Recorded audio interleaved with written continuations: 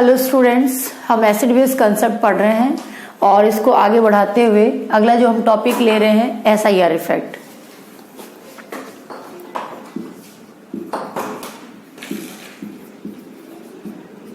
SIR effect इसका full form है steric inhibition of resonance.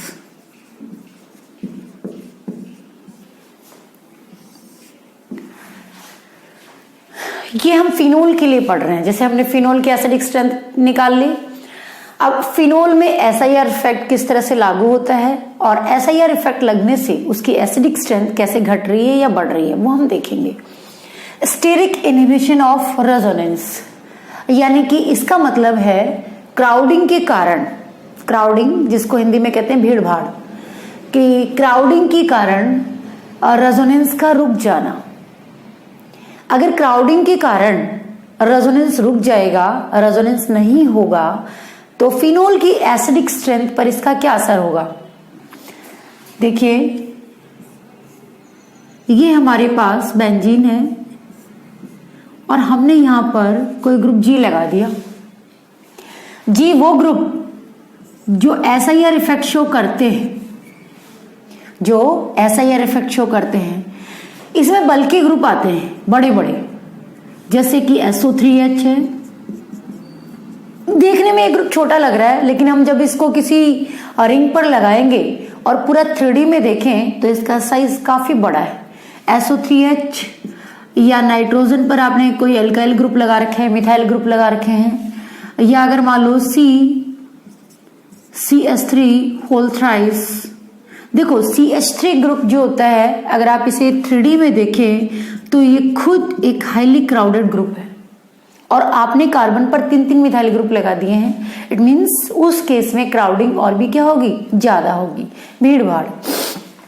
तो हमने कार्बन पर 3-3 मिथाइल ग्रुप लगा दिए हैं। या अगर मान लो हमारे पास आयोडीन है, आयोडीन खुद एक बल्कि ग्रुप है, या अगर Br है, NO2 ये भी एक हाईली क्राउडेड ग्रुप है, NO2।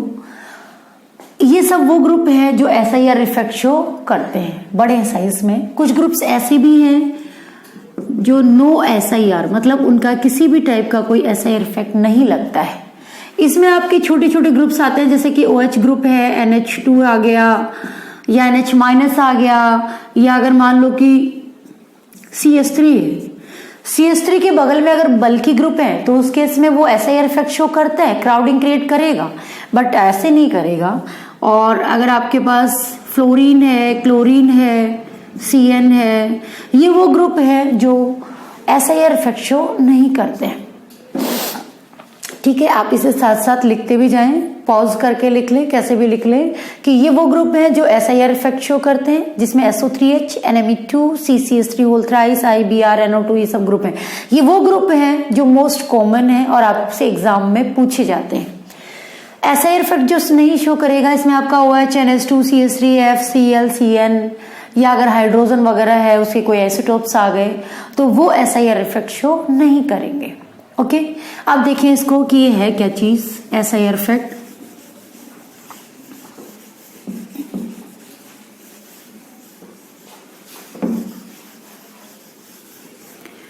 क्योंकि हम सिर्फ फिनोल में पढ़ने जा रहे हैं, ये बेंजीन और हमने यहां पर लगा दिया OH, फिनोल, हमने यहां पर लगा दिया NO2 ग्रुप, या हम यहां पर ले लें ऑर्थो पैरा पर NO2, NO2 और NO2।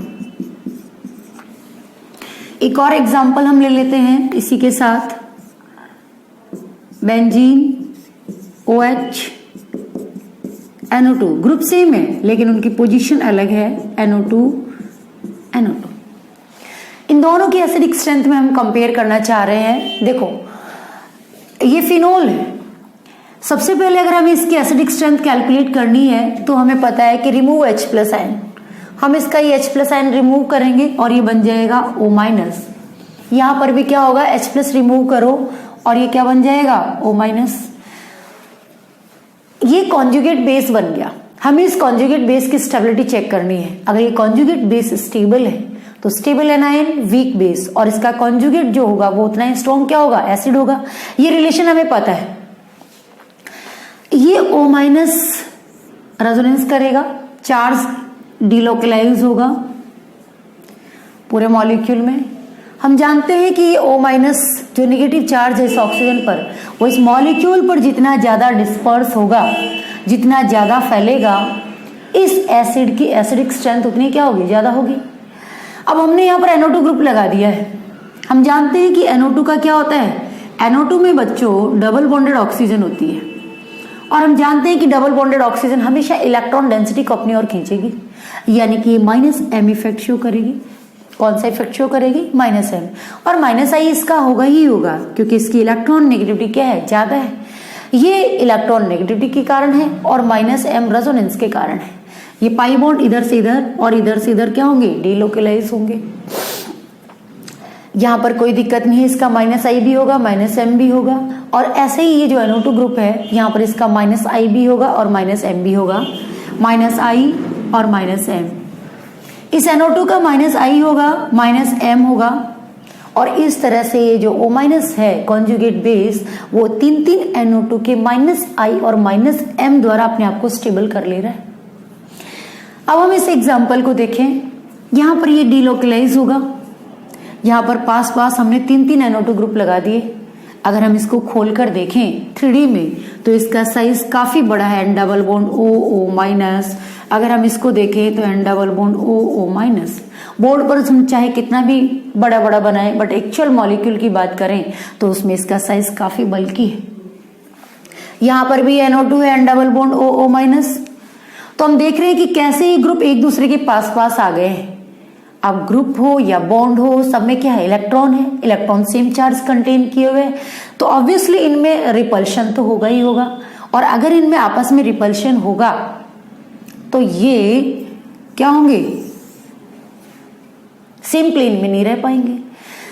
अगर ये ग्रुप तीनों इस रिंग के साथ सेम प्लेन में है तब तो चार्ज यहां पर डिलोकलाइज होगा या रेजोनेंस होगा, या यूं कहें कि इन NO2 का -m लगेगा। लेकिन अगर ये NO2 ग्रुप इस रिंग के साथ किसी भी कारण से सेम प्लेन में नहीं रह पाया तो इनके p ऑर्बिटल्स पैरेलल नहीं होंगे और इसमें रेजोनेंस नहीं होगा। या कहने का मतलब है कि ये NO2 group -m effect show नहीं कर पाएगा। यहां पर क्या होता है कि 3 NO2 ग्रुप जब हमने पास पास लगा दिए तो क्राउडिंग के कारण या भीड़ भाड़ के कारण ये NO2 ग्रुप इस रिंग के साथ सेम प्लेन में नहीं रह पाता है, बल्कि इस रिपल्शन को मिनिमम करने के लिए या मिनिमाइज करने के लिए वो क्या हो जाता है, यूं हो जाता है। अगर मान लो ये यूं है तो रिपल्शन को मिनिमम करने के लिए वो यूं हो सकता है। वो यूं समझो कि इस रिंग से ऊपर या नीचे चला जाएगा, इस रिंग के साथ सेम प्लेन में नहीं रह पाएगा, तो इसके साथ होने वाला रेजोनेंस जो है वो क्या हो जाएगा, रुक जाएगा। अगर ये ग्रुप सेम प्लेन में नहीं रह पाया तो इस रिंग का ये वाला जो रेजोनेंस है, जो चार्ज यहां तक डिलोकलाइज हो रहा है, वो नहीं हो पाएगा, ये रेजोनेंस रुक जाएगा। या यूं कहो कि NO2 का -m नहीं होगा। उस केस में सिर्फ और सिर्फ हम इनके -I कंसिडर करेंगे। क्या होगा, -I। विप्रेरक प्रभाव या इंडक्टिव इफेक्ट में तो क्या है, ओवरलैपिंग का कोई रोल नहीं है, ये ओवरलैपिंग का कंसेप्ट नहीं है। तो यहाँ पर इनके -I तो लगेंगे, लेकिन -m क्या हो जाएंगे, खत्म हो जाएंगे। आप इसे यूं समझ सकते हैं जैसे मान लो हमारे घर में मारुति 800 है और हम सबको, पूरी फैमिली को कहीं जाना है, क्योंकि वैसे इंडियन फैमिली क्या होती है, बड़ी होती है, तो क्या होगा, हम घुस जाएंगे। अब 3 की सीट है और उस पर आप 5 बैठे हो, तो आप जानते हो कि आप एक सिद्ध में नहीं बैठ पाओगे, एक कंफर्टेबल फॉर्म में नहीं बैठ पाओगे। हम कहेंगे कि चलो एडजस्ट कर लेते हैं, कोई आगे कोई पीछे। तो कुछ लोगों को आगे होना पड़ेगा, कुछ को पीछे होना पड़ेगा, लेकिन एक सिद्ध में नहीं आ पाएंगे। तो यहां पर भी वही हो रहा है कि क्राउडिंग होने की वजह से या भीड़ भाड़ होने की वजह से ये सारे ग्रुप इस रिंग के साथ सेम प्लेन में नहीं रह पाएंगे। और अगर ये इस रिंग के साथ सेम प्लेन में नहीं होंगे तो p ऑर्बिटल्स जो होंगे वो एक दूसरे के पैरेलल नहीं हो पाएंगे, रिंग के और NO2 के, और उस केस में इधर होने वाला रेजोनेंस रुक सकता है या रुक जाएगा, और इनके -m + m खत्म हो जाएंगे और सिर्फ इनके -I काम करेंगे। तो अगर हम इन दोनों एग्जाम्पल्स में कंपेयर करें, तुलना करें, तो इस वाले में इन NO2 ग्रुप्स का -I भी लग रहा है और -M भी लग रहा है, जिससे ये जो O- है ये अपने आप को स्टेबल कर ले रहा है। ये चार्ज जितना नीचे की तरफ फैलेगा, नीचे की तरफ मूव करेगा, इसकी स्टेबिलिटी उतनी क्या होगी, ज्यादा होगी। लेकिन यहां पर ये NO2 ग्रुप सिर्फ -I से इलेक्ट्रॉन डेंसिटी को नीचे की तरफ खींच पा रहे हैं, -M इनके खत्म हो गए। तो ये जो कॉन्जुगेट बेस है वो उतना स्टेबल नहीं हो पाएगा जितना स्टेबल ये वाला है। भाई ये जो कॉन्जुगेट बेस है वो NO2 के -I और -M दोनों के द्वारा स्टेबल हो रहा है, बट ये केवल और केवल -I के थ्रू स्टेबल हो रहा है। तो दोनों में से ज्यादा स्टेबल कौन सा होगा, ऑब्वियसली ये वाला होगा। तो इसकी एसिडिक स्ट्रेंथ भी क्या होगी, ज्यादा होगी। इस वाले की एसिडिक स्ट्रेंथ क्या होगी, ज्यादा होगी। हमने पढ़ा है कि कॉन्जुगेट बेस जितना ज्यादा स्टेबल होगा, स्टेबल एनायन वीक बेस, और उसका कॉन्जुगेट जो होगा वो उतना ही क्या होगा, स्ट्रॉन्ग एसिड होगा। तो अगर हम इन दोनों में कंपेयर करें तो फर्स्ट वाला जो होगा वो क्या होगा, ज्यादा एसिडिक होगा, और ये वाला क्या होगा, कम होगा। अगर आपको नहीं समझ में आया तो एक बार फिर से इसको देखें कि यहाँ पर क्या हो रहा है कि बेंजीन पर हमने 3 NO2 ग्रुप लगा दिए हैं जो एक दूसरे की ऑर्थो और पैरा पोजीशन पर है।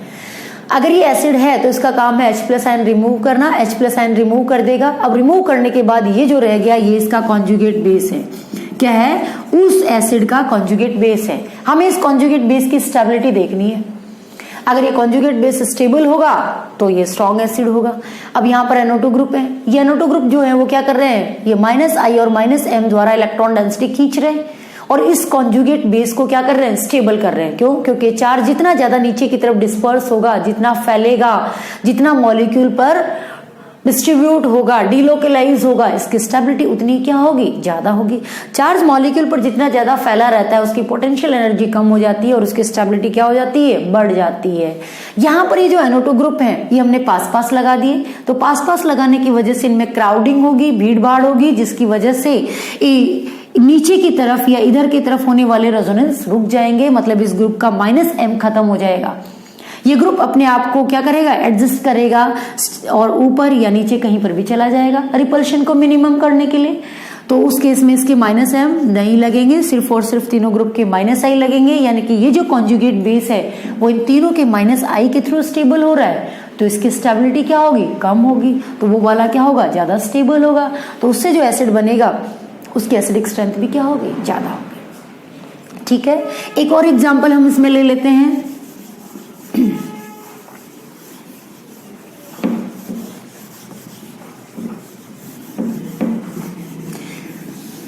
हालांकि SIR इफेक्ट जो है ये कई जगह लगता है, लेकिन यहां हम फिनोल्स का देख रहे हैं। ये बेंजीन रिंग OH, हमने यहां पर NO2 ग्रुप लगा दिया, NO2। एक और एग्जांपल हम ले रहे हैं जिससे इसको कंपेयर कर रहे हैं, NO2, हमने यहां पर CN लगा दिया, NO2OH। अगेन H+ रिलीज कराओ, H+ रिलीज कराने के बाद ये बन गया इनका कॉन्जुगेट बेस और ये इसका कॉन्जुगेट बेस बन गया O-। अब चार्ज क्या होगा, डिलोकलाइज होगा। यहां पर 3 NO2 ग्रुप हमने अगेन पास पास लगा दिए, जिसकी वजह से क्या होगा, SIR इफेक्ट लगेगा, मतलब तीनों में काफी भीड़ भाड़ होगी। भीड़ भाड़ या स्टीरिक हिंड्रेंस की वजह से ये ग्रुप अपने आप को क्या कर लेंगे, आउट ऑफ प्लेन, मतलब ऊपर या नीचे ले जाएंगे, उसी को आउट ऑफ प्लेन कहते हैं। तो यहाँ पर SIR इफेक्ट लगेगा, जिसकी वजह से सिर्फ और सिर्फ हम इनके तीनों के -I देखेंगे, -M खत्म हो जाएगा। यहां पर देखो ये जो CN ग्रुप हमने लगाया है, C�BN, ये ग्रुप SIR इफेक्ट शो नहीं करता है, ये लेस क्राउडेड ग्रुप है, ये लीनियर फॉर्म में रहता है। C�BN ये क्या होता है, लीनियर फॉर्म में रहता है, इसलिए इसकी वजह से किसी भी टाइप की कोई क्राउडिंग इसमें नहीं होगी। और ये दोनों जो NO2 ग्रुप है हमने काफी दूर लगाए हैं, एक दूसरे की मेटा पोजीशन पर है। तो यहाँ पर ये जो कॉन्जुगेट बेस बनेगा ये क्या होगा, डिलोकलाइज होगा। तो इन NO2 ग्रुप के तो -I लगेंगे, -I, बट ये जो CN है देखिए ये मूव करेगा आगे इधर से इधर और ये इधर से इधर, तो ये जो CN है इसका -M भी काम करेगा और -I भी काम करेगा, दोनों काम करेंगे। तो ये -M द्वारा भी इस मॉलिक्यूल को स्टेबल कर रहा है, कॉन्जुगेट बेस को स्टेबल कर रहा है, और इसमें इन तीनों के केवल और केवल क्या लग रहे हैं, माइनस आई लग रहे हैं। तो अगर हम इनकी एसिडिक स्ट्रेंथ कंपेयर करें तो ये वाले की एसिडिक स्ट्रेंथ क्या होगी, ज्यादा होगी। क्यों? क्योंकि H+ रिलीज करने के बाद जो कॉन्जुगेट बेस बन रहा है वो कॉन्जुगेट बेस इसका ज्यादा स्टेबल हो रहा है। इसमें इन ग्रुप्स के -M भी लग रहे हैं। -M जितना ज्यादा लगेगा चार्ज नीचे की तरफ ज्यादा क्या होगा, डिस्पर्स होगा, और चार्ज इस मॉलिक्यूल में जितना ज्यादा नीचे की तरफ डिस्पर्स होगा या पूरे मॉलिक्यूल में फैलेगा, डिस्पर्स होगा, डिस्ट्रीब्यूट होगा, तो इस कॉन्जुगेट बेस की स्टेबिलिटी और क्या होगी, ज्यादा, और उससे जो एसिड बनेगा वो और भी स्ट्रॉन्ग क्या होगा, एसिड होगा। तो हमने देखा कि फिनोल में SIR इफेक्ट की वजह से एसिडिक स्ट्रेंथ क्या हो रही है, घट रही है। क्या हो रही है, घट रही है। ठीक है, बॉन्ड लेंथ भी थोड़ा सा हम देख लेते हैं एक एग्जांपल से, बॉन्ड लेंथ पर भी इसका असर होता है। देखो, अगर SIR इफेक्ट लगता है, क्राउडिंग की वजह से रेजोनेंस रुक जा रहा है, तो अगर रेजोनेंस रुक जाएगा तो जहां पर रेजोनेंस की वजह से डबल बॉन्ड पैदा होता है या डबल बॉन्ड कैरेक्टर पैदा होता है, वो नहीं हो पाएगा मॉलिक्यूल में। तो बॉन्ड लेंथ जो होगी वो क्या होगी, उसमें सिंगल बॉन्ड कैरेक्टर ज्यादा होंगे, या यूं कहो कि बॉन्ड लेंथ क्या होगी, ज्यादा होगी। जैसे मान लो ये हम एक एग्जांपल ले रहे हैं, यहां पर आपने कोई ग्रुप ले लिया, बल्कि ले लो, NO2 ले लो, बड़ा है, आयोडीन ले लो, आयोडीन ले लो, और यहां पर भी हमने क्या लगा दिया, आयोडीन। इसके पास लोन पेयर है, NO2 ग्रुप। अब देखो NO2 भी बल्कि ग्रुप है, और ये आयोडीन भी क्या है, बल्कि, और ये आयोडीन भी कैसा है, बल्कि ग्रुप है। ये तीनों ही बल्कि ग्रुप है, यानी कि इनकी वजह से क्या होगा, SIR इफेक्ट लगेगा। ये आयोडीन यहां पर अकेला है, इसके पास लोन पेयर है, और ये लोन पेयर क्या होगा, डिलोकलाइजेशन में इन्वॉल्व होगा या कॉन्जुगेशन में क्या होगा, शामिल होगा। यहां पर ये तीनों बल्कि ग्रुप आने की वजह से क्या होगा, क्राउडिंग होगी, और क्राउडिंग की वजह से क्या होगा कि ये ग्रुप जो है तीनों अपने आप को सेम प्लेन में नहीं रख पाएंगे। अब ये आपस में एडजस्ट करेंगे, चाहे कैसे भी करें, ऊपर जाए, नीचे जाए, कैसे भी जाए, तो उसकी वजह से क्या होगा कि इनके जो लोन पेयर होंगे वो डीलोकलाइजेशन में इन्वॉल्व नहीं हो पाएंगे या रेजोनेंस नहीं कर पाएंगे। यहां पर क्या होगा, रेजोनेंस होगा, तो यहां पर क्या होगा, एक डबल बॉन्ड कैरेक्टर पैदा हो जाएगा। बट इस पोजीशन पर ऐसा नहीं होगा, यहां पर सिर्फ और सिर्फ इनके -I कार्य करेंगे या काम करेंगे, चार्ज डीलोकलाइज नहीं हो पाएगा। तो यहां पर क्या होगा कि जो सिंगल बॉन्ड है उसमें एक डबल बॉन्ड कैरेक्टर पैदा हो गया, जिससे इसकी जो बॉन्ड लेंथ है वो जितनी होनी चाहिए उतनी नहीं रहकर क्या हो गई, शॉर्ट हो गई या छोटी हो जाएगी। यहां पर ऐसा कुछ भी नहीं है। तो अगर हम इसको A दे दें, B दे दें और C दे दें, तो A और B की जो बॉन्ड लेंथ है ऑलमोस्ट क्या होगी, बराबर होगी, और वो C से क्या होगी, बड़ी होगी। क्यों? क्योंकि C में तो क्या होगा, चार्ज डीलोकलाइज हो रहा है, रेजोनेंस हो रहा है, तो वहां पर एक डबल बॉन्ड कैरेक्टर पैदा हो गया। लेकिन इस केस में ऐसा नहीं हुआ। तो SIR इफेक्ट लगने से क्या हो रहा है, बॉन्ड लेंथ एक तरह से बढ़ी है। तो हम कह सकते हैं कि A और B की बॉन्ड लेंथ क्या होगी, ज्यादा, किससे, C से। ठीक है, तो ये बॉन्ड लेंथ का छोटा सा है। अब हम इस SIR इफेक्ट को यहीं पर ही फिनिश कर रहे हैं। क्यों? क्योंकि हमें सिर्फ और सिर्फ इसे फिनोल में देखना है। बॉन्ड लेंथ का भी अपन ने देख लिया। नेक्स्ट जो टॉपिक हम ले रहे हैं वो है ऑर्थो इफेक्ट। हमने कार्बोक्सिलिक एसिड, बेंजोइक एसिड, इनकी एसिडिक स्ट्रेंथ को कंपेयर किया है। अब हम जो टॉपिक लेने जा रहे हैं वो है ortho effect. Ortho effect in ortho substituted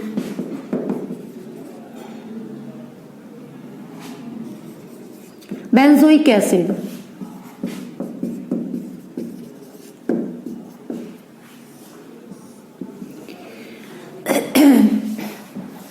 देखो, ortho effect in ortho substituted benzoic acid. Benzoic acid सब कोई जानता है, बेंजीन और इस पर COH group, C double bond OH। इसे आप बेंजोइक एसिड या बेंजीन कार्बोक्सिलिक एसिड कुछ भी बोल सकते हैं। देखो, इस ऑक्सीजन के पास लोन पेयर है, हमने इसकी एसिडिक स्ट्रेंथ कंपेयर की है, एसिटिक एसिड से की है, फॉर्मिक एसिड से की है, और हमने देखा था कि एसिटिक एसिड की तुलना में इसकी जो एसिडिक स्ट्रेंथ है वो क्या होती है, ज्यादा होती है। यहां पर देखो इस ऑक्सीजन के पास लोन पेयर है और ये आगे कॉन्जुगेट सिस्टम है, सिंगल डबल ये कॉन्जुगेट सिस्टम होगा, तो ये डिलोकलाइज होगा। जब यहां पर एक डबल बॉन्ड आएगा, यहां पर सिंगल बॉन्ड, तो यहां पर ऑक्सीजन पर क्या होगा, 3 बॉन्ड बनेंगे, एक पॉजिटिव चार्ज क्रिएट होगा, तो इस H+ को क्या कर देगा, रिलीज कर देगा, और इस वाले रेजोनेंस के कारण इसकी एसिडिक स्ट्रेंथ होगी। लेकिन यहां पर क्या होता है, बेंजोइक एसिड में 2 टाइप का रेजोनेंस होता है, या 2 तरह से चार्ज डिलोकलाइज होता है। एक ये जो हम देख रहे हैं जिसकी वजह से इसकी एसिडिक स्ट्रेंथ है, और दूसरा जो चार्ज डिलोकलाइज होगा वो रिंग से बाहर की तरफ होगा। ये benzene ring C double bond O OH। यहां पर क्या होगा कि हम इसको देख सकते हैं कि H+ रिलीज कर देगा, H+ रिलीज करने के बाद क्या हो जाएगा O-, और ये इधर से इधर और ये इधर से इधर, और इस तरह से इसकी जो नेक्स्ट कैनोनिकल फॉर्म बनेगी ये और ये CO- and double bond O, ये होगा। 2 रेजोनेटिंग स्ट्रक्चर बनेंगे। दूसरा कि अगर मान लो हम ये देखें कि यहां पर डबल बॉन्डेड ऑक्सीजन है, हम जानते हैं कि डबल बॉन्डेड ऑक्सीजन रेजोनेंस हमेशा अपनी ओर चलाएगा। मींस अगर इस रिंग के एडजेसेंट पोजीशन पर CO ग्रुप है तो ये चार्ज इसकी तरफ ही डिलोकलाइज होगा। ये हम नहीं करवा रहे, एक स्पॉन्टेनियस प्रोसेस अपने आप हो रहा है। अगर ऐसा हुआ तो इसका नेक्स्ट कैनोनिकल फॉर्म क्या बनेगा, ये पाई बॉन्ड, यहां पर डबल बॉन्ड CO- OH, और यहां पर आ जाएगा एक पॉजिटिव चार्ज। हम जानते हैं कि इलेक्ट्रॉन डेंसिटी ज्यादा से कम की ओर मूव करेगी, यानी कि ये चार्ज इधर से इधर डिलोकलाइज होगा। तो यहां पर क्या हो रहा है कि 2 तरह का रेजोनेंस हो रहा है, एक ये वाला रेजोनेंस और एक रिंग से बाहर की तरफ होने वाला रेजोनेंस। रिंग से बाहर की तरफ होने वाला रेजोनेंस उस रेजोनेंस का एक तरह से क्या कर रहा है, अपोज कर रहा है। क्या कर रहा है, अपोज कर रहा है। एक तरह से इसमें क्रॉस कॉन्जुगेशन हो गया, और हम पढ़ चुके हैं कि अगर कंपाउंड में या किसी भी मॉलिक्यूल में क्रॉस कॉन्जुगेशन हो रहा है तो उसकी वजह से उसकी एसिडिक स्ट्रेंथ बढ़ेगी नहीं बल्कि खराब होगी। उसकी एसिडिक स्ट्रेंथ क्या हो जाएगी, खराब। भाई आप कोई काम कर रहे हो और कोई आपका अपोज कर रहा है तो वो काम अच्छा कैसे हो सकता है। तो यहां पर भी क्या हो रहा है कि ये जो चार्ज डिलोकलाइज हो रहा है जिसकी वजह से इसकी एसिडिक स्ट्रेंथ है, उसको ये वाला रेजोनेंस क्या कर रहा है, अपोज कर रहा है, और उसकी एसिडिक स्ट्रेंथ को क्या कर रहा है, खराब कर रहा है। तो हम कुछ ऐसा करें कि रिंग से बाहर की तरफ होने वाले इस रेजोनेंस को रोक दें। अगर रिंग से बाहर की तरफ होने वाले इस रेजोनेंस को हम रोक दें तो ये क्रॉस कॉन्जुगेशन रुक जाएगा, और अब इसकी एसिडिक स्ट्रेंथ जो होगी वो और भी क्या हो जाएगी, इंक्रीज हो जाएगी। इसके लिए हम क्या करते हैं कि इसकी ऑर्थो पोजीशन पर कोई ग्रुप लगा देते हैं। इसके लिए हम बेंजोइक एसिड की ऑर्थो पोजीशन पर क्या करते हैं, कोई ग्रुप G लगा देते हैं। G मतलब कोई भी ग्रुप। ये हमने लिया benzoic acid, benzene ring COOH, और हमने यहां पर कोई ग्रुप G लगा दिया। हमने अभी भी SIR इफेक्ट पढ़ा है, स्टीरिक इनहिबिशन ऑफ रेजोनेंस, कि भीड़ भाड़ होने की वजह से या क्राउडिंग होने की वजह से चार्ज डिलोकलाइज नहीं हो पाया, या यूं कहो कि रेजोनेंस नहीं हो पा रहा है, रेजोनेंस रुक गया। तो हमने यहां पर यही फंडा अपनाया कि COH की ऑर्थो पोजीशन पर, ये 1-2 पोजीशन ऑर्थो पोजीशन कहलाती है, 1-3 पोजीशन मेटा और 1-4 पोजीशन पैरा पोजीशन कहलाती है। तो हम इसके जस्ट बगल की पोजीशन पर, ऑर्थो पोजीशन पर, चाहे यहां लगाओ चाहे यहां लगाओ, कोई ग्रुप G लगा देते हैं। ये ग्रुप बहुत छोटे नहीं होने चाहिए, जैसे कि हाइड्रोजन या NH2 या हाइड्रोजन के कोई आइसोटोप, इस टाइप के हम ग्रुप नहीं लेते हैं। इस ग्रुप की वजह से क्या होगा, अगेन ये ग्रुप जो है COH ग्रुप, ये इस रिंग के साथ सेम प्लेन में नहीं रह पाएगा। इस रिंग से इधर रेजोनेंस तभी हो पाएगा जब ये पूरा मॉलिक्यूल सेम प्लेन में रहेगा, प्लेनर होगा। अगर मान लो किसी भी वजह से ये COH ग्रुप ऊपर या नीचे चला गया, आउट ऑफ प्लेन चला गया, तो रिंग से बाहर की तरफ होने वाला ये जो काउंटर रेजोनेंस है ये रुक जाएगा। और हम यही तो चाह रहे हैं, इसीलिए हमने ये ग्रुप G लगाया है। तो इसकी वजह से ये COH ग्रुप ऊपर या नीचे चला जाएगा। अगर ये ग्रुप ऊपर या नीचे गया, इस रिंग के साथ सेम प्लेन में नहीं रह पाया, तो चार्ज इधर से ऊपर की तरफ डीलोकलाइज नहीं हो पाएगा, या ये इलेक्ट्रॉन डेंसिटी इस तरह से मूव नहीं कर पाएगी।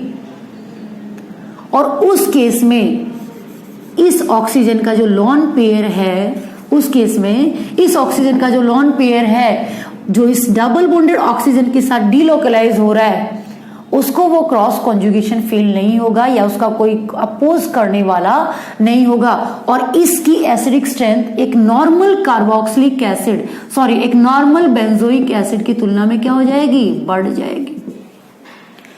अब इनकी जो एसिडिक स्ट्रेंथ होगी उसका ऑर्डर क्या होगा, ये होगा, यानी कि इसकी एसिडिक स्ट्रेंथ जो होगी वो इसकी तुलना में क्या हो जाएगी, ज्यादा हो जाएगी।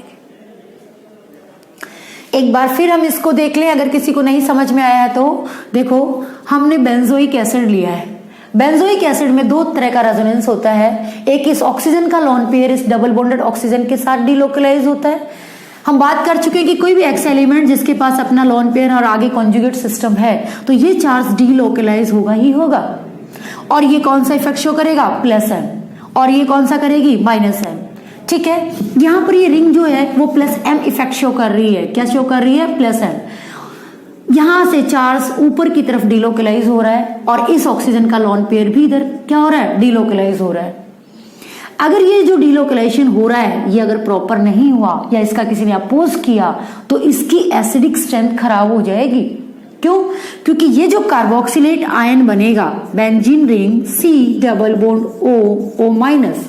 H+ रिलीज करने के बाद ये जो कार्बोक्सिलेट आयन बना है ये स्टेबल नहीं हो पाएगा, और अगर ये स्टेबल नहीं है तो इसकी एसिडिक स्ट्रेंथ अपने आप ही क्या हो जाएगी, खराब। हमने एक रिलेशन पढ़ा है, स्टेबल एनायन वीक बेस होता है।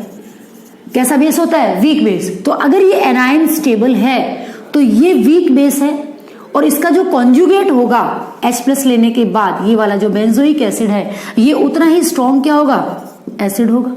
ये उतना ही स्ट्रॉन्ग क्या होगा, एसिड होगा। तो हम यही कर रहे हैं कि किसी तरह से इस रिंग के +m को हम खत्म कर दें, किसी तरह से इस रिंग से बाहर की तरफ होने वाले इस काउंटर रेजोनेंस को रोक दें, ताकि इस ऑक्सीजन का लॉन पेयर मजे से इसके साथ डीलोकलाइज हो और इसकी एसिडिक स्ट्रेंथ इंक्रीज हो जाए, इसका कार्बोक्सिलेट आयन स्टेबल हो जाए। इसके लिए हमने इसकी ऑर्थो पोजीशन पर कोई ग्रुप G लगा दिया जो इसके साथ क्राउडिंग क्रिएट करेगा या इसके लिए भीड़ भाड़ या क्राउडिंग क्रिएट करेगा। अगर इसको रिपल्शन फील होगा या क्राउडिंग फील होगी तो ये ग्रुप इस रिंग के साथ सेम प्लेन में नहीं रह पाएगा, या तो ये ऊपर चला जाएगा या ये नीचे चला जाएगा, और उस केस में रिंग से बाहर की तरफ होने वाला रेजोनेंस, ये वाला रेजोनेंस रुक जाएगा और इस एसिड की एसिडिक स्ट्रेंथ क्या हो जाएगी, बढ़ जाएगी। ये जो ग्रुप G हमने लगाया है इसका साइज जितना ज्यादा बड़ा होगा ऑर्थो इफेक्ट उतना ही क्या होगा, ज्यादा होगा, और उस केस में इसकी एसिडिक स्ट्रेंथ क्या होगी, और भी ज्यादा। तो हम ध्यान रखें कि जैसे जैसे ग्रुप बल्की होते चले जाएंगे या बड़े होते चले जाएंगे उस केस में इसकी एसिडिक स्ट्रेंथ और भी क्या हो जाएगी, बढ़ जाएगी। अब हम कुछ ग्रुप लगाकर देख रहे हैं कि किस केस में एसिडिक स्ट्रेंथ ज्यादा होगी, किस केस में कम होगी। हमने एक एग्जांपल लिया है बेंजीन रिंग COH, ये तो बेंजोइक एसिड हो गया, एज ए रेफरेंस हमने ले लिया। Now benzene ring C≡OH CH3। हम दो ही तरह के ग्रुप लगा सकते हैं, या तो विथड्रॉइंग नेचर का ग्रुप या रिलीजिंग नेचर का ग्रुप।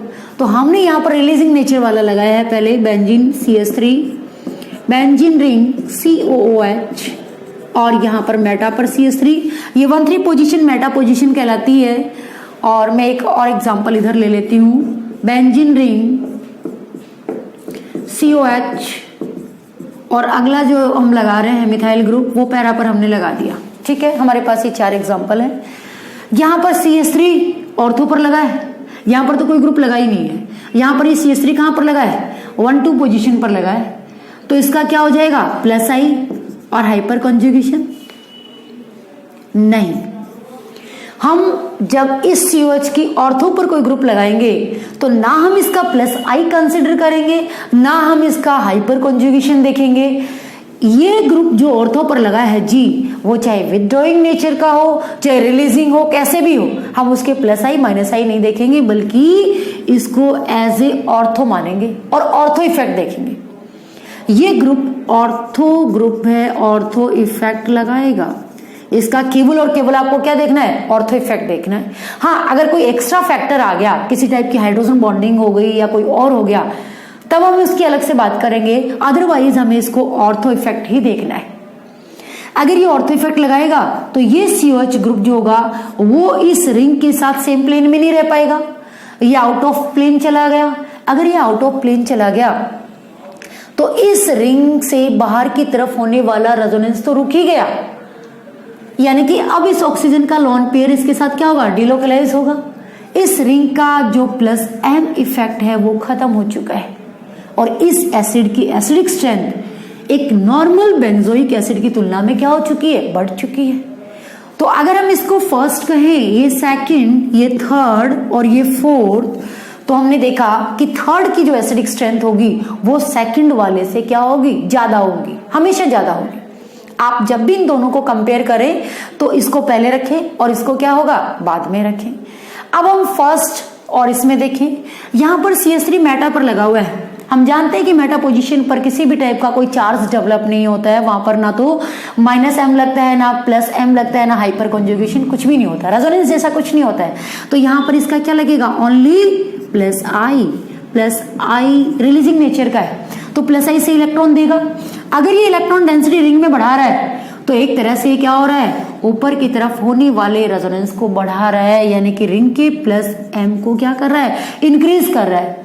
ये CH3 ग्रुप देखिए, ये पैरा पर लगा हुआ है, ये +I द्वारा भी इलेक्ट्रॉन दे रहा है और हाइपर कंजुगेशन के द्वारा भी इलेक्ट्रॉन डेंसिटी रिंग में बढ़ा रहा है। तो रिंग से ऊपर की तरफ होने वाले रेजोनेंस को क्या कर रहा है, वो बढ़ा रहा है, इसके +M को बढ़ा रहा है और इधर से होने वाले रेजोनेंस का अपोज कर रहा है, मतलब उसकी एसिडिक स्ट्रेंथ को और ज्यादा खराब कर रहा है।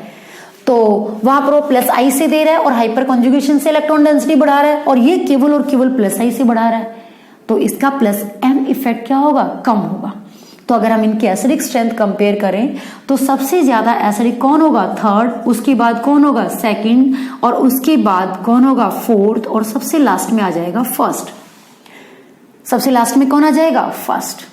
तो ये इनकी एसिडिक स्ट्रेंथ का क्या होगा, ऑर्डर होगा। एक बार और इसको देखें, क्योंकि ये पहला एग्जाम्पल है। हमने बेंजोइक एसिड लिया और इसकी ऑर्थो पर ग्रुप लगाया, मेटा पर ग्रुप लगाया और पैरा पर ग्रुप लगाया। जो ग्रुप हम इसकी ऑर्थो पर लगाएंगे उसका ना तो आपको +I देखना है, ना -I, किसी भी टाइप का कोई इफेक्ट नहीं देखना है, उसका केवल और केवल आपको ऑर्थो इफेक्ट देखना है। ऑर्थो इफेक्ट की वजह से ये ग्रुप जो है वो इस रिंग के साथ सेम प्लेन में नहीं रह पाएगा, ये आउट ऑफ प्लेन चला जाएगा। चाहे ये रिंग से ऊपर जाए, नीचे जाए, कैसे भी जाए, हर सिचुएशन में रिंग से बाहर की तरफ होने वाला रेजोनेंस रुक जाएगा। अगर ये रेजोनेंस रुक गया या रिंग का +M खत्म हो गया तो इस कार्बोक्सिलिक एसिड की एसिडिक स्ट्रेंथ क्या हो जाएगी, बढ़ जाएगी। इसीलिए इस नॉर्मल बेंजोइक एसिड की तुलना में इसकी एसिडिक स्ट्रेंथ क्या हो जाती है, बढ़ जाती है। अब हमने जो ग्रुप लगा रखे हैं वो रिलीजिंग ग्रुप है। रिलीजिंग ग्रुप होने का मतलब ये इलेक्ट्रॉन डेंसिटी ऊपर की तरफ क्या करेंगे, बढ़ाएंगे। ये इलेक्ट्रॉन डेंसिटी रिंग में बढ़ा रहे हैं और रिंग ऊपर की तरफ क्या हो रहा है, इलेक्ट्रॉन डेंसिटी को बढ़ा रहा है, तो इसकी एसिडिक स्ट्रेंथ को वो क्या कर रहे हैं, खराब कर रहे हैं। तो उसमें ऑर्डर जो निकल कर आया हमारे पास 32401। ओके, नाउ अब हम इसमें एक ऐसा ग्रुप लगा लें जो विथड्रॉइंग नेचर का हो।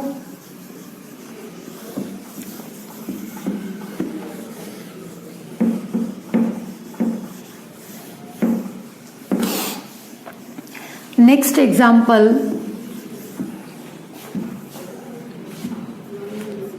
Benzene ring, COH, benzoic acid, दूसरे में वही हम ऑर्थो पर ग्रुप लगा लें COH और हमने यहां पर लगा दिया OCH3। ये भी एक कॉमन एग्जांपल है, OCH3, यहां पर आ जाएगा COOH, मेटा पर OCH3 आ गया और अगला जो हम एग्जांपल ले रहे हैं उसमें हम पैरा पर OCH3 लगा दे रहे हैं COH। अब हम इनकी एसिडिक स्ट्रेंथ कंपेयर करना चाह रहे हैं।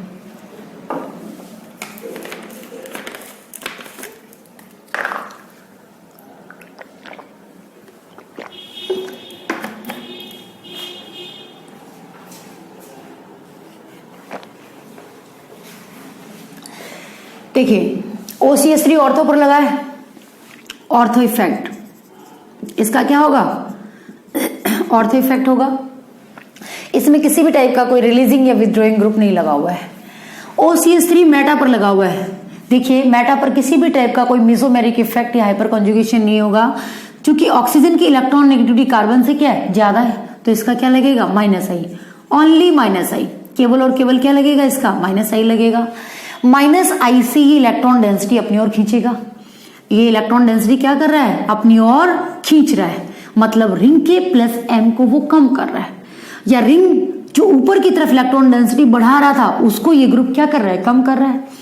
यहां पर OCH3 ग्रुप है। अब चूंकि इस ऑक्सीजन के पास लोन पेयर है और आगे क्या है, कॉन्जुगेट सिस्टम है, तो ये चार्ज डीलोकलाइज होगा ही होगा, यानी कि इस केस में OCH3 का +m होगा ही होगा। जो +m द्वारा इलेक्ट्रॉन डेंसिटी क्या कर रहा है, रिंग में बढ़ा रहा है, और एक तरह से ऊपर की तरफ होने वाले रेजोनेंस को वो बढ़ा रहा है। OCH3 का -I भी होगा, लेकिन चूंकि इसका +m ज्यादा डोमिनेटिंग है, यहां पर 4th पोजीशन तक आते आते आई इफेक्ट बहुत कम हो जाता है, क्योंकि डिस्टेंस पर डिपेंड करता है, दूरी पर निर्भर करता है, इसलिए इसका -I तो बहुत कम हो गया, और +m क्या होगा, रहेगा। तो यहां पर ये +m द्वारा इलेक्ट्रॉन डेंसिटी बढ़ा रहा है, ये खींच ही रहा है, दे कुछ नहीं रहा है, और ये ऑर्थो इफेक्ट लगा रहा है। तो अगर हम इन दोनों को देखें, इन दोनों में कंपेयर करें, तो इस ग्रुप की वजह से रिंग से बाहर की तरफ होने वाला रेजोनेंस रुक चुका है। क्या हो चुका है, रुक चुका है। तो यहाँ पर इसकी एसिडिक स्ट्रेंथ जो होगी वो क्या होगी, इससे ज्यादा होगी, या यूं कहो कि इसकी एसिडिक स्ट्रेंथ जो होगी वो इन चारों में सबसे ज्यादा होगी। क्यों, क्योंकि ये इलेक्ट्रॉन डेंसिटी को रिंग में घटा रहे हैं, लेकिन पूरी तरीके से +m को खत्म नहीं कर रहे हैं। ये ग्रुप जो है ये -I से इलेक्ट्रॉन डेंसिटी को खींच रहा है, लेकिन रिंग से बाहर की तरफ जो रेजोनेंस हो रहा है उसको खत्म नहीं कर पा रहा है। तो यहाँ पर सबसे, अगर इसको फर्स्ट कहें, ये सेकंड, ये थर्ड और ये फोर्थ, तो सबसे ज्यादा एसिडिक स्ट्रेंथ किसकी होगी, सेकंड वाले की होगी। किसकी होगी, सेकंड वाले की होगी। उसके बाद इसको देखिए, इसमें क्या हो रहा है, -I वाला ग्रुप लगा रखा है जो रिंग के +m को कम कर रहा है, यानी कि नीचे से ऊपर की तरफ होने वाले रेजोनेंस को कम कर रहा है। तो उसके बाद कौन आ जाएगा, थर्ड के बाद फर्स्ट और फोर्थ में हम कंपेयर कर रहे हैं, तो फर्स्ट में हमने कोई भी ग्रुप नहीं लगा रखा है जो इलेक्ट्रॉन डेंसिटी को रिंग में बढ़ाए, लेकिन यहाँ पर OCH3 ग्रुप है जो +m द्वारा इलेक्ट्रॉन डेंसिटी रिंग में बढ़ा रहा है और नीचे से ऊपर की तरफ होने वाले रेजोनेंस को बढ़ा रहा है। तो उसके बाद कौन आ जाएगा, फर्स्ट आ जाएगा, और सबसे लास्ट में कौन आ जाएगा, फोर्थ। तो ये इनकी एसिडिक स्ट्रेंथ का क्या होगा, ऑर्डर होगा। हमें देखो दो ही बातें ध्यान रखनी है कि बेंजीन पर जो हमने ग्रुप लगा रखा है वो रिलीजिंग नेचर का है या विथड्रॉइंग नेचर का है। अगर वो विथड्रॉइंग नेचर का है, जैसे यहाँ पर इसका +m भी है और -I भी है, लेकिन हम जानते हैं कि 4th पोजीशन तक आते आते -I ऑलमोस्ट खत्म हो जाता है, या इंडक्टिव इफेक्ट, प्रेरक प्रभाव लगभग खत्म हो जाता है, लेकिन मेसोमेरिक इफेक्ट रहेगा। तो यहाँ पर इसका जो +m है वो डोमिनेटिंग है, तो वो इलेक्ट्रॉन डेंसिटी रिंग में क्या कर रहा है, बढ़ा रहा है। अगर वो इलेक्ट्रॉन डेंसिटी रिंग में बढ़ाएगा तो नीचे से ऊपर की तरफ होने वाले रेजोनेंस को बढ़ाएगा, यानी कि क्रॉस कॉन्जुगेशन को बढ़ाएगा, तो इसकी एसिडिक स्ट्रेंथ क्या हो जाएगी, खराब हो जाएगी। इसलिए इसको हमने सबसे लास्ट में रखा है। ठीक है, हम 1-2 ग्रुप और लगा सकते हैं यहाँ पर, उसको भी देख लें। टाइम को बचाते हुए मैं सिर्फ ये हटा रही हूँ। देखो, अगर मान लो ये फर्स्ट है, हमने यहाँ पर NO2 ग्रुप लगा दिया। क्या लगा दिया, NO2 ग्रुप लगा दिया। यहाँ मेटा पर हमने NO2 ग्रुप लगा दिया, और हमने यहाँ पर पैरा पर NO2 ग्रुप लगा दिया। NO2 group pure -I, pure -M। देखिए NO2 में क्या होता है, N डबल बॉन्ड O, ये NO2 है। आप इस पॉजिटिव चार्ज को दिखाएं तो ठीक है, नहीं भी दिखाएं तो यहाँ जरूरत नहीं है। NO2 इसमें डबल बॉन्डेड ऑक्सीजन है। कहीं पर भी अगर मान लो C डबल बॉन्ड O है या N डबल बॉन्ड O है, तो ये डबल बॉन्डेड ऑक्सीजन रेजोनेंस अपनी ओर ही चलाएगा। कभी ऐसा नहीं हो सकता है कि ये C डबल बॉन्ड O है और आपने इस चार्ज को इधर से इधर घुमा दिया। नहीं, अगर आपने ऐसा कर दिया तो यहाँ पर क्या आ जाएगा, एक सिंगल बॉन्ड आ जाएगा, ऑक्सीजन के 2 लोन पेयर। तो इसके पास टोटल इलेक्ट्रॉन कितने रहे, 6, और एक पॉजिटिव चार्ज। तो आपने इसका ऑक्टेट इनकम्प्लीट कर दिया। सिर्फ ऑक्टेट ही खाली नहीं किया, आपने एक अधिक विद्युत ऋणी पर प्लस चार्ज भी लगा दिया। तो हर तरह से इस मॉलिक्यूल को आपने अनस्टेबल बना दिया, नहीं, हाईली अनस्टेबल बना दिया। तो ये इस टाइप की जो फॉर्म्स होंगी वो हाईली अनस्टेबल होंगी। अगर ये अनस्टेबल है तो हाइब्रिड में इनके कंट्रीब्यूशन कम होंगे, अगर हाइब्रिड में इसका कंट्रीब्यूशन कम है तो इसका कोई मतलब नहीं है। ठीक है, तो यहाँ पर ये जो NO2 ग्रुप है, देखो इलेक्ट्रॉन डेंसिटी को क्या कर रहा है, अपनी ओर खींच रहा है, -I से भी खींच रहा है और -M से भी खींच रहा है। तो यहाँ पर क्या हो रहा है कि इस इलेक्ट्रॉन, यूं दिखा दो कि NO2 ग्रुप जो है वो क्या कर रहा है, इलेक्ट्रॉन डेंसिटी को नीचे की तरफ खींच रहा है दोनों हाथों से, -I और -M से। यहाँ पर NO2 ओनली -I, यहाँ पर चूंकि मेटा पर लगा हुआ है तो इसका केवल और केवल क्या होगा, -I। यहाँ ऑर्थो पर लगा हुआ है तो ऑर्थो इफेक्ट देख लो, क्या देखोगे, ऑर्थो इफेक्ट। तो ऑर्थो इफेक्ट में तो क्या हो रहा है कि नीचे से ऊपर की तरफ होने वाले रेजोनेंस को पूरी तरीके से उसने खत्म कर दिया, मतलब ये वाला रेजोनेंस हो ही नहीं रहा है। तो इसकी एसिडिक स्ट्रेंथ जो होगी अगेन इन चारों में क्या होगी, सबसे ज्यादा। अगर हम इसको सेकंड बोले तो सेकंड की एसिडिक स्ट्रेंथ क्या होगी, सबसे ज्यादा। क्यों, क्योंकि यहाँ इस ऑक्सीजन का लोन पेयर इसके साथ जब डीलोकलाइज हो रहा है तो उसका अपोज करने वाला कोई नहीं है। बाकी सब में तो क्या हो रहा है, थोड़ा थोड़ा हो रहा है, इलेक्ट्रॉन डेंसिटी थोड़ी थोड़ी तो ऊपर की तरफ मूव कर ही रही है। ये कंप्लीट रिंग के प्लस एम को नहीं रोक पा रहे हैं। तो यहाँ पर सबसे ज्यादा एसिडिक स्ट्रेंथ किसकी होगी, सेकंड की। उसके बाद इस फोर्थ की होगी, आप इसको 1 2 3 4 ही समझे। उसके बाद फोर्थ का नंबर आएगा, क्यों, क्योंकि -I और -M दोनों के द्वारा इलेक्ट्रॉन डेंसिटी को नीचे की तरफ खींच रहा है और रिंग के प्लस M को कम कर दे रहा है। तो उसके बाद कौन आ जाएगा, फोर्थ। उसके बाद कौन आएगा, थर्ड, क्योंकि इसमें इसका -I तो लग रहा है और उसमें किसी भी टाइप का कोई ग्रुप नहीं है। तो फर्स्ट क्या हो गया, सबसे लास्ट में। ये हमें ध्यान रखना है। हम एक बार और इसमें ग्रुप चेंज कर लेते हैं। NO2 की जगह अगर मान लो हम कोई दूसरा ग्रुप ले लें, OH लगा लो, ये भी कॉमन है।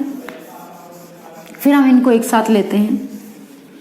हमने यहाँ पर OH ग्रुप लगा दिया, हमने यहाँ मेटा पर OH ग्रुप लगा दिया, हमने यहाँ पैरा पर OH ग्रुप लगा दिया। 1 2 3 4 इसको आप थर्ड बोल सकते हैं और ये अगेन क्या है, फोर्थ है। ऑर्थो इफेक्ट, ऑर्थो पर ग्रुप हमने लगा दिया तो इसका क्या होगा, सिर्फ और सिर्फ ऑर्थो इफेक्ट। देखें यहाँ पर ओनली -I, ऑक्सीजन की इलेक्ट्रॉन नेगेटिविटी कार्बन से क्या है, ज्यादा, तो इसका क्या होगा, -I लगेगा। यहां पर ये जो ऑक्सीजन है इसके पास लोन पेयर है और आगे कॉन्जुगेट सिस्टम है तो इसका +M भी लगेगा और ऑक्सीजन की इलेक्ट्रॉन नेगेटिविटी चूंकि कार्बन से ज्यादा है तो -I भी लगेगा। लेकिन हम जानते हैं कि इंडक्टिव इफेक्ट फोर्थ पोजीशन तक आते आते कम हो गया है, ऑलमोस्ट खत्म, तो इसका +M डोमिनेटिंग होगा, यानी कि ये इलेक्ट्रॉन डेंसिटी रिंग में क्या कर रहा है, बढ़ा रहा है और नीचे से ऊपर की तरफ होने वाले इस रेजोनेंस को वो क्या कर रहा है, बढ़ा रहा है और इस बेंजोइक एसिड की एसिडिक स्ट्रेंथ को खराब कर रहा है। यहां पर इसका क्या होगा, ओनली -I। अगर ये -I से इलेक्ट्रॉन डेंसिटी क्या कर रहा है, खींच रहा है, तो इस रिंग की इलेक्ट्रॉन डेंसिटी को वो नीचे की तरफ खींच रहा है तो इसके +M को क्या कर दे रहा है, वो कम कर दे रहा है, कम कर दे रहा है लेकिन खत्म नहीं कर दे रहा है। यहां पर क्या हो रहा है, इस रिंग का +M खत्म हो चुका है। तो सबसे ज्यादा एसिडिक स्ट्रेंथ किसकी हो गई, सेकंड की। उसके बाद थर्ड की, क्यों, क्योंकि इसका क्या लग रहा है, -I तो लग रहा है, -I से तो बेचारा क्या कर रहा है, खींच रहा है। उसके बाद फर्स्ट आ जाएगा क्योंकि फर्स्ट में कोई भी रिलीजिंग ग्रुप नहीं है और फोर्थ में तो क्या है, ये +M से इलेक्ट्रॉन डेंसिटी बढ़ा रहा है, कार्बोक्सिलेट आयन की स्टेबिलिटी को खराब कर रहा है। तो इसके बाद क्या हो जाएगा, फोर्थ आ जाएगा। तो इसका जो ऑर्डर होगा 2 3 1 and 4। Next example,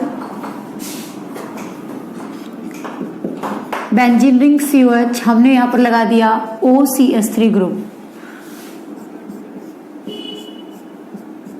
benzene ring COH और यहां पर हमने ले लिया OH और नेक्स्ट में NO2। अब अगर मान लो हम इन तीनों की एसिडिक स्ट्रेंथ में कंपेयर करें तो इसमें तो क्या है, ऑर्थो इफेक्ट लगेगा। हम तीनों ही ग्रुप जो है वो ऑर्थो पोजीशन पर लगाए हुए हैं, यानी कि तीनों में ऑर्थो इफेक्ट लगेगा। लेकिन यहाँ पर क्या हो रहा है कि ये जो COH है इसके एडजेसेंट पोजीशन पर हमने OH ग्रुप लगा रखा है, OH। तो H+ रिलीज करने के बाद ये जो कॉन्जुगेट बनेगा, कार्बोक्सिलेट आयन बनेगा, वो इस हाइड्रोजन के साथ क्या कर लेता है, हाइड्रोजन बॉन्डिंग। यहाँ पर ये NO2 ग्रुप है। NO2 में क्या होता है कि N डबल बॉन्ड O और नाइट्रोजन पर एक पॉजिटिव चार्ज है। तो यहाँ पर क्या होता है कि H+ रिलीज करने के बाद जो इसका कार्बोक्सिलेट आयन है ये इस नाइट्रोजन के साथ ऑक्सीजन क्या कर लेता है, बॉन्डिंग। यहां पर एक 6 मेंबर रिंग बन रही है, 1 2 3 4 5 6। तो अगर मान लो हाइड्रोजन बॉन्डिंग हो रही है और इसके थ्रू एक 6 मेंबर रिंग बन रही है, तो हम जानते हैं कि 6 मेंबर रिंग में स्ट्रेन मिनिमम होता है, सबसे कम होता है, और इसकी स्टेबिलिटी क्या होती है, ज्यादा। तो यहाँ पर ये कार्बोक्सिलेट आयन हाइड्रोजन बॉन्डिंग के थ्रू अपने आप को क्या कर ले रहा है, स्टेबल कर ले रहा है। ये एक एक्स्ट्रा फैक्टर आ गया। यहाँ पर NO2 है, तो इन ऑक्सीजन और नाइट्रोजन पर जो पॉजिटिव चार्ज है इनके बीच बॉन्डिंग हो जाती है, यानी कि यहाँ पर आयन आयन डाइपोल इंटरेक्शन, और इसकी वजह से इसकी स्टेबिलिटी और भी ज्यादा क्या हो जाती है, बढ़ जाती है। अगर कार्बोक्सिलेट आयन की स्टेबिलिटी बढ़ जाएगी तो क्या होगा, वो स्टेबल एनायन वीक बेस, और उसका जो कॉन्जुगेट एसिड होगा वो और भी स्ट्रॉन्ग क्या होगा, एसिड होगा। तो इसकी एसिडिक स्ट्रेंथ और भी क्या होगी, ज्यादा। इससे कम इसकी, क्योंकि यहाँ पर जो बॉन्डिंग है वो हाइड्रोजन बॉन्डिंग है। कौन सी बॉन्डिंग है, हाइड्रोजन बॉन्डिंग, और ये आयन डाइपोल इंटरेक्शन है जो उससे भी ज्यादा पावरफुल है। यहाँ पर सिंपल हम इसका ऑर्थो इफेक्ट लेंगे, क्योंकि इसमें इसके अलावा किसी भी और टाइप की कोई बॉन्डिंग नहीं है। तो अगर हम 1 2 3 इनकी एसिडिक स्ट्रेंथ का ऑर्डर देखें तो इसकी एसिडिक स्ट्रेंथ सबसे ज्यादा होगी, उसके बाद ये, और वो सबसे लास्ट है। तो ऐसे एग्जांपल्स में आपको थोड़ा सा ध्यान देना है कि अब से पहले अपन ठीक है ऑर्थो इफेक्ट देख रहे थे, हम ये बात कर रहे थे कि ऑर्थो पोजीशन पर अगर हम कोई ग्रुप लगाते हैं तो उसका ऑर्थो इफेक्ट लगेगा, और उसकी वजह से एक नॉर्मल बेंजोइक एसिड की तुलना में उसकी एसिडिक स्ट्रेंथ क्या हो जाएगी, ज्यादा हो जाएगी। यहाँ पर हमने तीनों ग्रुप ऑर्थो पोजीशन पर लगाए हैं, लेकिन यहाँ पर क्या हो रहा है, बॉन्डिंग ज्यादा अच्छी हो रही है, आयन आयन डाइपोल इंटरेक्शन हो रहा है, जिससे इसकी स्टेबिलिटी कार्बोक्सिलेट आयन की और भी ज्यादा बढ़ गई है। यहाँ पर ये OH ग्रुप है जो हाइड्रोजन बॉन्डिंग के थ्रू इसे स्टेबल कर रहा है, इसमें किसी भी टाइप की कोई एक्स्ट्रा बॉन्डिंग नहीं है।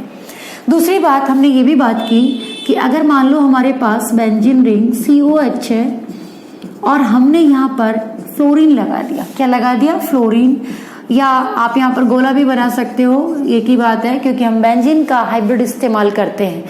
यहाँ पर अगर आप क्लोरीन ले रहे हो तो हम देख रहे हैं कि इनका साइज क्या होता जा रहा है, इंक्रीज होता जा रहा है। On moving top to bottom size is increases. तो फ्लोरीन से बड़ा क्लोरीन है और क्लोरीन से बड़ा कौन होगा, Br, और आयोडीन का साइज और भी क्या होगा, बड़ा होगा। तो जैसे जैसे हम इधर मूव करते जा रहे हैं इन एलिमेंट्स का साइज बढ़ता जा रहा है। अगर ये ग्रुप का साइज बड़ा होगा, बल्कि होगा, तो हम बात किए हैं कि ऑर्थो इफेक्ट जो है वो अगर साइज बढ़ रहा है ग्रुप का, तो साइज बढ़ने के साथ साथ ये इफेक्ट भी क्या होगा, ज्यादा इफेक्टिव होगा, ज्यादा फील होगा। तो यहाँ पर क्या होगा, ग्रुप आउट ऑफ प्लेन जाने के चांसेस ज्यादा होंगे। तो इनकी एसिडिक स्ट्रेंथ का ऑर्डर जो होगा वो क्या होगा, ये घटते हुए क्रम में होगा, डिक्रीजिंग ऑर्डर होगा। तो इसका साइज सबसे बड़ा है, इसलिए इसकी एसिडिक स्ट्रेंथ भी क्या होगी, सबसे ज्यादा। इसी तरह से हम कुछ एक आध एग्जांपल और देख लेते हैं इसमें।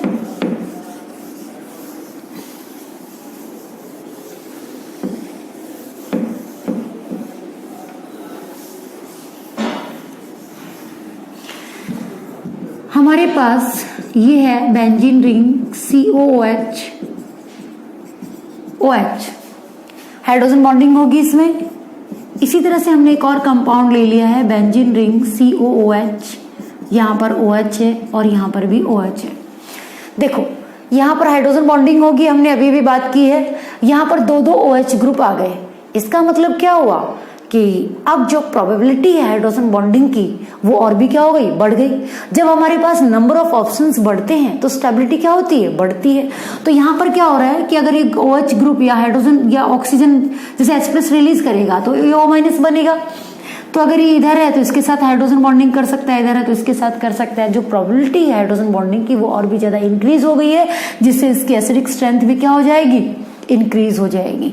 अगर मान लो हमारे पास कुछ ऐसा कंपाउंड है बेंजीन रिंग COH, हमने यहाँ पर लगा दिया मिथाइल। बेंजीन रिंग COH हमारे पास CH2CH3 इथाइल ग्रुप है। बेंजीन रिंग COOH CH3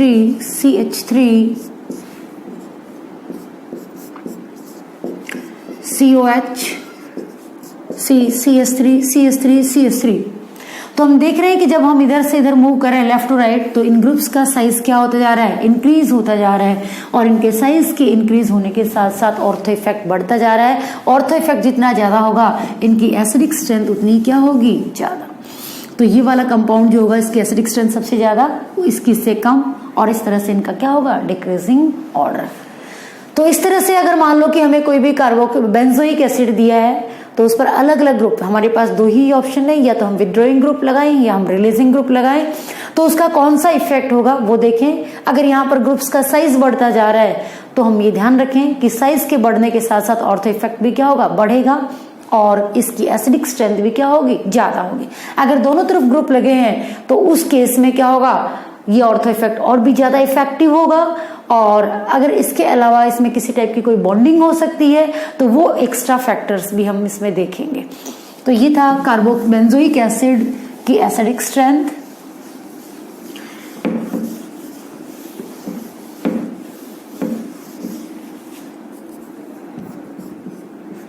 हमारे पास है बेंजोइक एसिड और यहां पर उसने लगा दिया NO2 ग्रुप, COOH SO3H, ये भी वैसा ही है, बेंजीन रिंग COH Cl,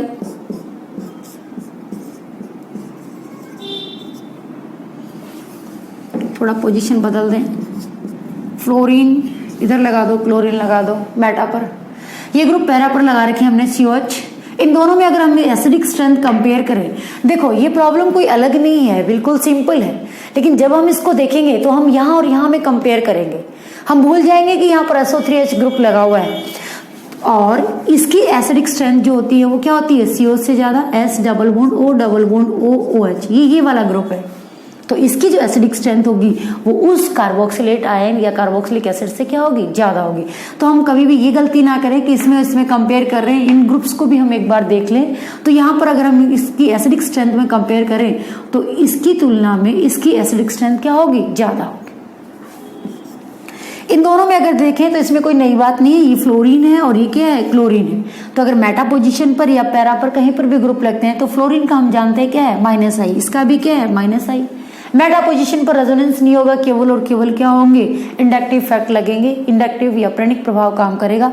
तो फ्लोरीन का -I क्लोरीन की तुलना में क्या होता है, ज्यादा, तो इसकी एसिडिक स्ट्रेंथ भी क्या होगी, ज्यादा। अगर इसका -I ज्यादा होगा तो इस इलेक्ट्रॉन डेंसिटी को ये क्या करेगा, अपनी ओर ज्यादा खींचेगा, अपनी ओर ज्यादा खींचेगा, तो इस रिंग से बाहर की तरफ होने वाले रेजोनेंस को वो क्या कर रहा है, कम कर रहा है, वो रिंग के +M को कम कर रहा है, तो इसकी एसिडिक स्ट्रेंथ भी क्या होगी, ज्यादा होगी। तो ये बेंजोइक एसिड की एसिडिक स्ट्रेंथ थी। हमने SIR इफेक्ट देखा, इसका ऑर्थो इफेक्ट देखा, इसके अलावा हमने नॉर्मल जो और फिनोल था, बाकी के एसिड्स थे, उनकी एसिडिक स्ट्रेंथ देखी। अगला टॉपिक जो हमारा होगा वो होगा बेसिक स्ट्रेंथ।